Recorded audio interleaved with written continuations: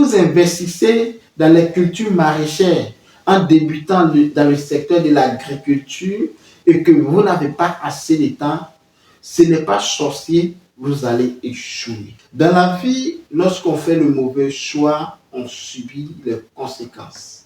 Savez-vous pourquoi plusieurs personnes membres de la diaspora échouent dans le secteur agricole? Ce n'est ni la terre, ni les ouvriers, ni les superficies, ni aussi les accompagnements. Mais la faute est due à un choix. Dans la vie, lorsqu'on fait le mauvais choix, on subit les conséquences. Lorsque tu veux te marier et que tu ne parviens pas à trouver la bonne personne, tu vas tâtonner, tôt ou tard, votre mariage va finir à l'eau. Ce n'est pas anodin que la Bible dit, celui qui trouve une femme a trouvé le bonheur. Et moi, ici, je vais ajouter, celui qui trouve une bonne femme a trouvé son avenir, son lendemain meilleur et une vie paisible. Dans le choix de l'agriculture, il y a plusieurs secteurs dont on peut s'orienter. Dans la précédente vidéo, cette dame qui a commis l'erreur de pouvoir pratiquer les cultures maraîchères, comme pour elle, ce n'était pas une erreur au début, mais à la longue, elle a fini par rejoindre mon idéologie que je dis tout simplement que si vous êtes à la diaspora, si vous vivez en France, en Europe, et que vous voulez entreprendre dans le secteur agricole, le maraîcher est un secteur où les vivriers est un secteur que je vous déconseille fortement. Dans cette vidéo, nous allons parler du bon choix du secteur agricole. Salut à tous, bienvenue sur Entrepreneuriat sans frontières. Pour vous qui ne me connaissez pas, je suis Kwame Ferdinand. Je suis agripreneur et négociant de matières premières spécialisé dans les cultures pérennes telles que le cacao, le café, les noix de cajou, le palmier à huile. Je suis également négociant de céréales. Sur cette chaîne, nous parlons de business, nous parlons d'entrepreneuriat, nous parlons d'investissement, nous parlons aussi accentué sur l'entrepreneuriat agricole. Et nous plongeons au cœur des paysans producteurs de matières premières afin de montrer leur quotidien, partager leurs cris de cœur et opter pour une solution rapide et efficace dans le but de contribuer au développement rural en apportant notre expertise favorable à leur réussite, tout en se servant de mises en relation entre producteurs et acheteurs sur les marchés national et international.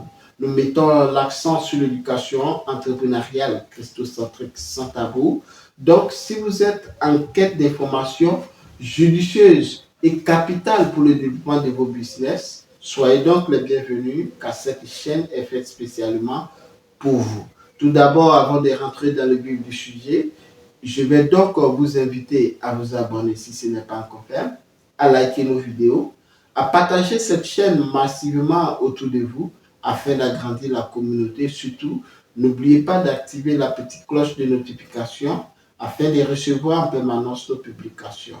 Alors, comme je disais dans la précédente vidéo, cette dame, l'erreur qu'elle avait commise au départ, elle ne s'est pas entourée de très bonnes personnes d'ailleurs, mais si on veut récapituler de tout cela, la chose qu'elle a eu à faire, qui a détruit tout son business, tout son projet agricole, c'est le choix du secteur que l'on veut investir dans l'agriculture. Ici, le choix est radical. Avec ce choix, vous pouvez réussir ou échouer drastiquement votre projet agricole. L'agriculture est une science. L'agriculture ne trompe pas.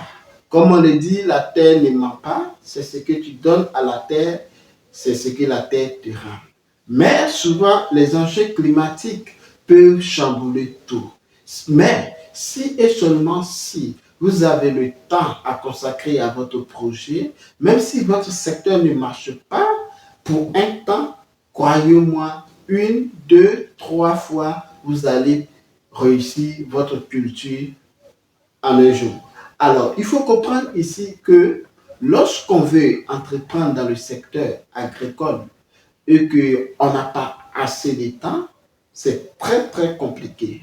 Très compliqué d'ailleurs parce que l'agriculture, il faut y consacrer du temps. Quand on choisit le secteur du maraîcher ou des vivriers, il est très important de comprendre que c'est comme si on comparait à une personne qui veut faire l'élevage des poulets de chair. Tu ne peux pas prétendre faire l'élevage de poulets de chair ou poules pondeuses où tu n'es pas dans ta ferme en permanence. Qui va donner la nourriture à tes animaux? Qui va essayer de voir le comportement des poulets s'il y a quelques maladies qui surviennent? Exactement, le secteur du maraîcher est comme celui qui fait l'élevage de poules pondeuses ou poules de chair.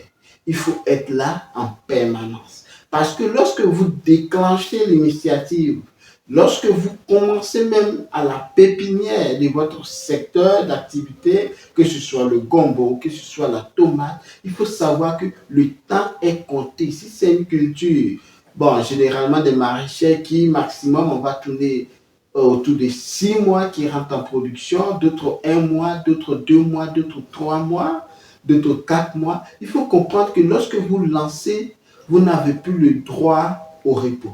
Vous devez être là permanemment. Vous devez être là en train de trouver l'écoulement. Dans la précédente vidéo, je n'ai pas parlé du marché de l'écoulement parce que lorsque Pathé a implémenté son business de tomates, qui est son projet phare, à la fin de la production, elle a eu à brader sa production tout simplement parce que ses clients l'ont lâché. Parce que ce sont des contrats aussi qui ne se font pas aussi. Voilà, tu vas au pâté voir telle dame, je veux tel kilo, je peux acheter tel kilo de prix, tel kilo de tomates, tel kilo de tomates. Et à la production, la bonne dame te dit non, j'en ai plus besoin. Donc ici, lorsque vous commencez votre culture, que ce soit le gombo, il faut savoir que le temps est déjà compté. Même un jour de non-activité dans votre projet creuse déjà la faille sur la rentabilité de votre business. Donc, raison pour laquelle j'ai dit que le choix de votre culture est primordial lorsque vous vous lancez dans l'agriculture. Raison pour laquelle peut-être je vais encore enchérir dans une autre vidéo parce que c'est un secteur qu'il faut comprendre.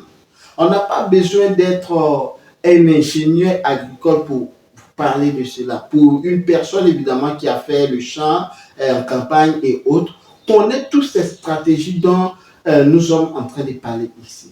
Alors, l'unique choix que vous, membres de la diaspora, ou même si vous êtes en Afrique, si vous êtes en Côte d'Ivoire et que vous travaillez dans la fonction publique, parce que moi aussi j'ai eu à coacher un monsieur qui malheureusement n'est plus de ce monde, mais ça fonctionnait, raison pour laquelle j'ai commencé à insister dessus. Si vous travaillez en ville et que vous n'avez pas assez de temps pour pouvoir rentrer en brousse au village, au campement, pour vous occuper de vos activités, voici les cultures dont il faut vous intéresser. Les cultures pérennes. Les cultures pérennes sont la clé ultime à un investisseur, à un entrepreneur agricole qui veut commencer dans le secteur.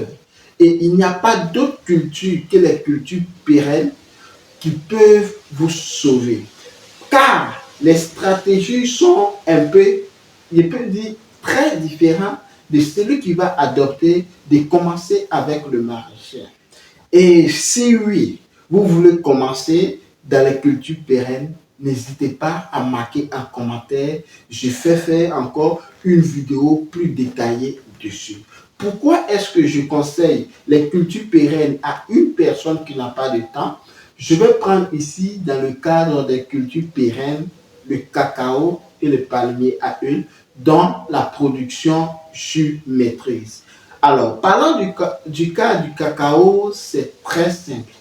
Et très simple et en même temps encore très compliqué. Le cacao même commence à déjà à faire sortir de cette liste-là parce que avec le développement de la CNRA, il faut féliciter en Côte d'Ivoire, les chercheurs sont en train de faire un travail formidable dans l'ombre.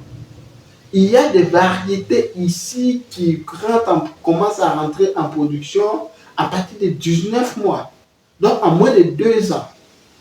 Donc, en moins de 2 ans, il faut comprendre que bien même vrai, le travail, les activités ici, on peut généralement les structurer et ça va donner. Mais ce qui est bien dans les cultures pérennes, comme les cultures de cacao, est que une fois que vous lancez votre pépinière, vous avez le temps, soit si par exemple vous avez pris 10 hectares et que vous voulez implémenter votre projet dessus, vous avez subdivisé votre parcelle, on suppose que vous voulez faire 6 hectares de cacao. Les autres hectares, vous pouvez faire simplement votre pépinière. Et voilà, vous attendez. Vous attendez pourquoi? Parce que vous allez attendre pour pouvoir avoir les plants matures, les plants qui sont en forme avant de pouvoir passer à l'implémentation du projet. Et maintenant encore, ce que je suis en train de dire ici, si vous travaillez par exemple en France et que vous partez en janvier pour faire vos plans de pépinière, vous allez mettre 1 ou 2 personnes sur votre parcelle pour pouvoir suivre ces pépinières-là. Et encore 1 an après, lorsque vous allez commencer les poisons, voilà, et tout ça pour faire l'implémentation du projet, ça tombe que vous êtes en vacances. Vous venez et vous faites l'implémentation de vos plans. Et vous voyez, c'est comme ça. Donc, en 1 an, vous venez, vous finissez votre activité, vous partez, vous donnez des consignes très claires afin que les ouvriers fassent le désherbage. Et le désherbage ici, par an, on peut faire le désherbage, 3 fois. D'autres même font le désherbage 2 fois par an, ça suffit. Et au cas où, s'il y a un employé qui quitte, puisque dans le secteur, vous n'allez pas partir comme ça, rester dans votre coin et partir, faire comme ça ne va pas marcher. Vous allez au moins connaître les nouvelles du village, connaître au moins 2 ou 3 personnes à qui vous pouvez causer. Et tout cela, s'il y a une personne qui s'en va, la deuxième personne qui reste, on trouve généralement dans les campements, dans les villages et autres, ce qu'on appelle les sous-outés, c'est-à-dire les groupes de personnes qui s'unissent. Ils ont leur activité à eux, mais ils ont peut-être un jour comme samedi où ils s'en vont faire leur contrat et que vous les payez comptant.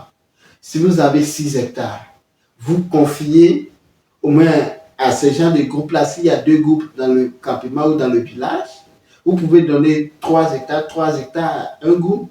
Et là-bas, ce n'est pas que non, on a fait ici, ça n'a pas encore pris et tout ça. Vous jugez 1 hectare, ils viennent un jour, même. Nous, avant l'époque au campement, quand notre groupe, nous, on va, on peut faire plus de 1 hectare. Souvent 1,5 hectare. Sur le champ de cacao est propre, même souvent le groupe peut taper 2 hectares facilement. Et oui, c'est énorme, mais il faut comprendre qu'en brousse avec la machette, ce sont des machines, hein, on parle des travailleurs.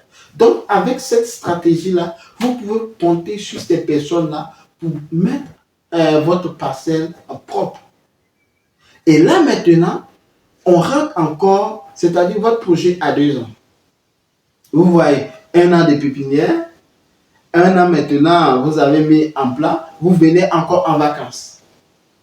Et là, maintenant, vous allez régler maintenant votre vacances à 6 mois, chaque 6 mois. Puisque 2 ans, votre champ commence à rentrer en production. Et croyez-moi, la production là peut permettre au moins de pouvoir payer votre billet d'avion sans que vous ne réfléchissez comment vous allez prendre des prêts pour pouvoir prendre votre billet pour venir sur votre projet.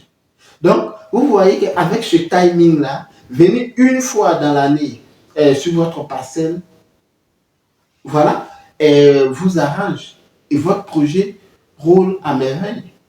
A contrario, c'est celui qui va prendre les cultures de gombo où il faut être là permanent. Même si on finit le séclage aujourd'hui, il faut passer pour voir. Est-ce qu'il n'y a pas les bêtes qui? Est-ce qu'il n'y a pas tel chenille qui? Est-ce que les plants ne sont pas en train de jaunir? Est-ce qu'il y a plusieurs choses il faut comprendre. Donc, lorsque vous êtes dans le maraîcher, vous allez commencer à vieillir avant même votre âge. Donc, quand si on prend le cas même des palmiers à huile encore, là encore, c'est à peu près la même stratégie. Comme je disais, la culture pérenne. Vous choisissez l'écartement peut-être de 10 mètres sur 10 tranquillement pour ne pas se casser la tête. Vous connaissez combien de plants à l'hectare. Et s'il y a une personne qui va venir travailler, vous savez qu'on nettoie tel pied des palmiers à huile, peut-être à combien? À 100 francs, à 150, à 200, ça va dépendre de votre zone. Vous calculez, la personne vient faire le nettoyage, vous donnez tranquillement son argent. Donc, si vous investissez dans les cultures maraîchères en débutant dans le secteur de l'agriculture et que vous n'avez pas assez de temps, ce n'est pas sorcier, vous allez échouer. On se donne rendez-vous pour la prochaine vidéo dont je vais vous lister les cultures pérennes où vous devez vous positionner afin de ne pas vous casser la tête lors de la récolte-vente parce que vous pouvez produire dans les cultures pérennes là. Et maintenant, pour vendre, ça va devenir problème. Je vais parler par exemple de certaines personnes qui se concentrent dans la production des arbres fruitiers qui aussi généralement font partie aussi des cultures pérennes qui malheureusement ces cultures-là pourrissent en brousse tout simplement parce qu'ils n'ont pas étudié aussi à la stratégie lorsque je vais rentrer en production, comment est-ce que je vais vendre. Alors, n'hésitez pas à vous abonner, à liker, à partager et on se donne rendez-vous pour la prochaine vidéo. Prenez soin de vous, à très bientôt, à mettez-nous.